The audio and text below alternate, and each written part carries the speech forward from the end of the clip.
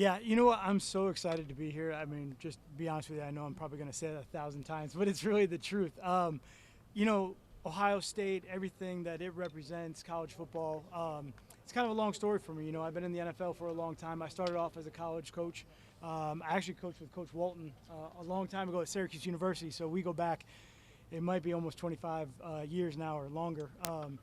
But for me, the NFL was great. You know, I had a great run. It was a lot of fun. You know, we won some big games, which was really cool. But I just love the college environment. I really got into coaching when I left engineering to, you know, just pursue my passion of really working with young men. You know, 18 to 22-year-olds, really being influential in their lives and helping them grow. And really, that's what college coaches were for me.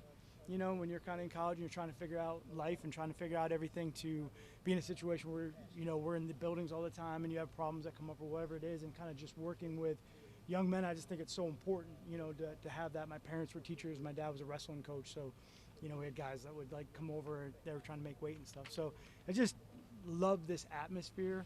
I'm married. My wife is amazing. I have three incredible kids, and I really wanted them to experience this too. You know, it's much more I don't want to say it's more family. You know, everything was great in the NFL, but this is a family environment. It's really cool. So I'm pretty excited, man. It's gonna be great. Matt, that year off, how much did that kind of re-energize you, and how much did you learn about the college game Yeah. that maybe you didn't know before? Yeah, you know what? And I think you nailed it right on the head there. That year off really gave me a good chance to kind of look at the full landscape of football. Honestly, you know, when you're kind of just in that grind and you're going all the time and you're playing a lot of games, so you know the season goes late, you just go into that next mode. And for me, it was a great opportunity to kind of step back and say, okay, what's changed? And I honestly, for me, one of the most exciting things I think in college football was the playoffs. Like to have that. That's what, you know, I loved about the NFL was like, just give me a chance, get us in the playoffs, and we got a chance to like make a run or be able to get going. And I thought that was so cool in college football this past year. I was excited to see it. Obviously, it was great for Ohio State, and that, along with, you know, some of the things we're doing with NIL and some of the other changes that are coming, it just made me feel like kind of what I had been doing, you know, and the NFL is always changing and they're going in a direction too. And I thought that it just felt like this is, you know, studying it in the off season, that college football to me really felt like, okay, hey, that's where I want to be. You know, it's going to be very familiar in certain things for me, the playoffs, the competition, all of that. It was really kind of very, I don't know, kind of just called to me, I guess. Obviously, there are things that maybe are becoming more like the NFL, but there are some things that are a little different. The recruiting aspect. Yeah. Something you've ever really had a chance to do. How's that been going for you? Yeah. Yeah, huge adjustment, absolutely. You know, recruited a long time ago. You know, it was a while, and that landscape has completely changed. You know what? I love the recruiting process, though. You know, and I'm in the deep end right now. I'm trying to swim and get caught up, you know, as I dive in. But you know, building those relationships and, again, having conversations with parents, having conversations with, you know, mom, dad, you know, potential player for us, student athlete, telling them what and how we can help develop and grow, you know, their son. That's really important, you know, and that's something I think that, you know, for me, I really enjoyed. I enjoyed having those conversations. I enjoyed building those relationships. You do some recruiting, it's different in the NFL, but, you know, so talking about things like football, scheme, all that's kind of the same. You know, like, hey, how do you use me in this position, or what do you think about me here? The evaluation of the player, that's the same. But the beauty of it, or the extra wonderful benefit, is now we're talking about, you know, we're talking about your son as a person. How is he going to grow and develop? School, learning, just, you know, from being a young man into having to go into that next step. And look, for obviously the guys that are coming here that want to go to the NFL, if that's their goal, that's certainly something I can help them with. You know, I've had a lot of jobs in the NFL and both sides of the ball, and, you know, front office roles and head coach roles and all, you know, coordinator roles.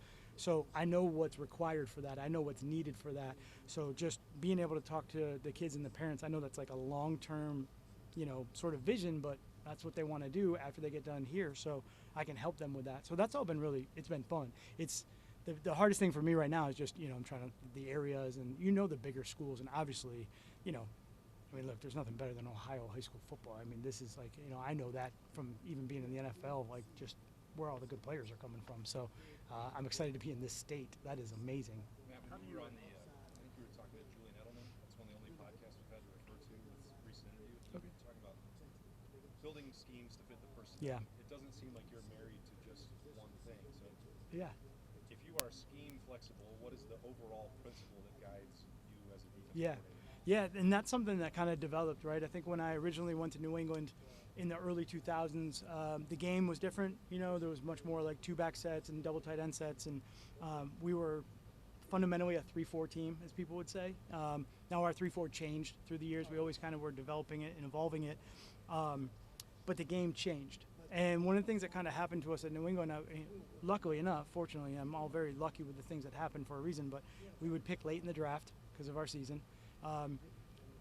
Our 3-4 scheme really expanded. You know, a couple of our coaches left. Romeo Crennel left, and Eric went to the Jets. And so it became much more difficult to find the pieces to fit the scheme. So we had to take the reverse effect. Let's just get the best players we can.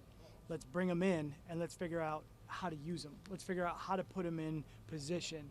And then with 11 personnel and no huddles and all those things that evolved, the game changed from a really heavy kind of like call it base defensive packages to multiple sub packages, and that's something else that happened. And we just had guys that evolved the defense through the years because they were on our team. So saying all that, I guess what I tell everybody is, you know, my whole goal is to try to figure out what do you do well? How do I put you in the best position to go get on the field and do that well, that job well, to the best of your ability? Because if you can play fast, you can play aggressive, because you know, I have you in your skill set, then you're going to be disruptive as a defensive player. You're going to help us win as a defense, win as a team, and we can fit the pieces around where everybody goes, you know, in that accord. So, and then grow from there. So that's kind of like, you know, I've coached all of it, right? It doesn't really matter. I've coached 3-4, 4-3, nickel, big nickel, dimes, all those packages, 4 down fronts, 5 down fronts, odd spacing. You know, you kind of do through the course of the year. So to me, it's all like, hey, that guy can do this or that guy can do this. And then I also think it creates roles. So it's not always like the same 11 on the field. So if you can have a really good skill set and you can do something, and if it's in a critical situation, then you know, we got to get you in that spot and help you be in that situation to win the game. Yeah. That's what I was gonna say. It is. Yeah, I actually have 2 of them right now. I brought them in and kind of like set them down, and everyone's like, "Oh my gosh, what is that?" I was like, "Don't worry about it. It's just reference." But yeah.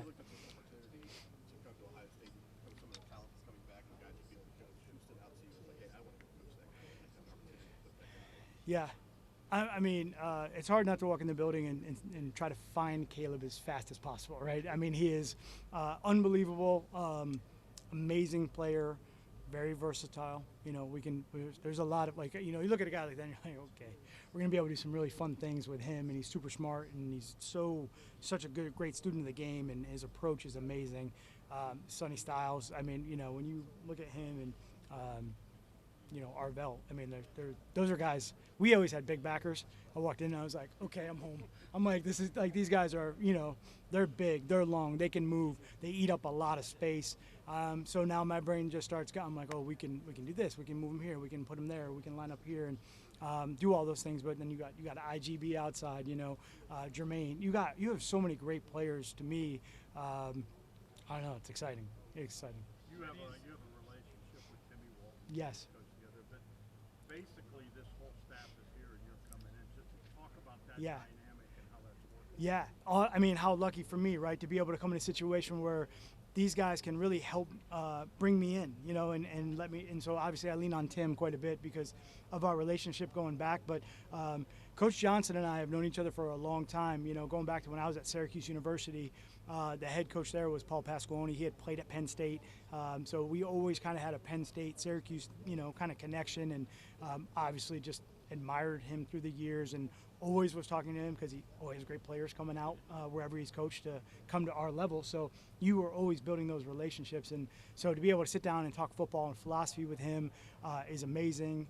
The cover stuff with Tim and I, it's like a natural conversation because, and again, Tim was in the NFL for a long time too. So a lot of those conversations are great. Matt and, you know, James, I worked out James here. I'm probably pretty sure he was out on this field, and I was, you know, yelling at him. But, you know, super smart player, a guy that saw the game extremely well and was able to play fast because of it. And so all of that, those connections, it's been really awesome. And my job is really to sit and learn and try to observe, and then, okay, where can I add? Where can we change? Where can we adjust? and and then we got to work it out as a staff. You still wear the Sorry. Yeah, I did. I was at practice too. Sorry, I was rolling. yeah, is that just You know what? I'm always taking notes. I actually don't have mine, but I usually carry like a little notebook. So even when our guys are working out, I'm probably walking around just taking little notes, and we're always drawing football. It's kind of just a habit at most points from being a young coach and breaking film. I think I kind of told the story on it was Julian's podcast or the show that Coach and I did, but. As a young coach, we would break down film. I would draw every play, in detail, all 22 guys, footwork, depths, alignments, all of it. And it really was, we hand drew them. And, a good old number 2 was the best. You get it nice and sharp. You could have a nice clean point, and the lines were smooth. But it used to take us like 12 hours to break a game. You're drawing every play. So when you're coaching all day long and then trying to break 4 or 5 games during the course of the week, if you had 10 minutes, I didn't care where you were in the building, you had your pads with you, you were like, boom, let me start to draw. It kind of just went in the hat behind the ear because that was the safest place to put it. So that's kind of where that is. But I'm always trying to take notes and stuff. Oh, yeah. I got some good notes from this morning for sure. Yep, absolutely. Bill Belichick is going back to school. Yeah, so to speak. yep. Did that impact you? Have you guys compared notes at all? I mean, I don't know if you do that with him. Yeah. In terms of why he did that, maybe that showed you it can be done. Yeah, I would say this. Bill and I are obviously very close. We talk a lot, and we've spent a great, almost 2 decades together of football conversation too. But we were together every day this past fall. We did the coach show on YouTube, which was great. That was something I wrote last spring, and I just, it was another way for he and I to get in the room and just teach football, which we love to do.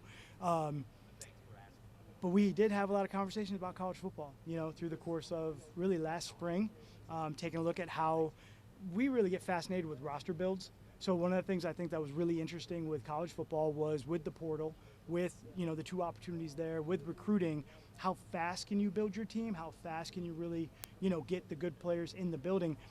In the NFL, it was pretty rigid. You knew your points, whether it was free agency to the draft to the 53 cut to the trade deadline. Those were the 4 opportunities. Then with the contracts, how many really big contracts can you sign? And we got fascinated with the college model, so we really started studying a lot of the different schools and how they were building the rosters. So we did have a lot of those conversations.